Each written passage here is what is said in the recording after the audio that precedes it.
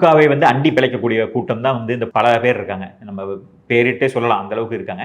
யாருன்னு வேணும்னா நம்ம அதிமுக காலத்துல யாரெல்லாம் போராடினாங்கன்னு ஒரு பட்டியல் எடுத்து பாருங்க. இப்ப யாரெல்லாம் அமைதியா இருக்காங்களோ அவர்கள் எல்லாமே திமுகவை அண்டி பிழைக்கக்கூடிய கூட்டம்.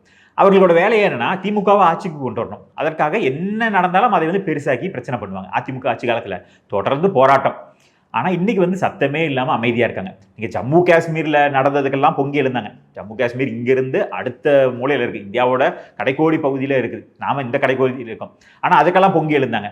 மணிப்பூருக்காக கவலைப்பட்டாங்க. மணிப்பூர் பத்தி எரியுதுன்னு இங்க உட்காந்துட்டு கவலைப்பட்டாங்க. மணிப்பூர்னு ஒன்று இருக்குன்னே எத்தனை யாருக்கும் தெரியாது. ஆனா பொங்கி எழுந்தாங்க. திமுக காங்கிரஸ் கூட்டணி காலத்திலையும் மணிப்பூர் பத்தி எரிஞ்சிட்டு இருந்துச்சு. அப்பெல்லாம் ஆட்சியில் இருக்கும்போது இவர்கள் வந்து குரல் கொடுக்கல. அதை விடுங்க, ஈழத்துல பிரச்சனை நடந்துச்சு, அன்னைக்கே இவர்கள் குரல் கொடுக்கல. அதை பத்தியே கவலைப்படாம இருந்தது தான் திமுக.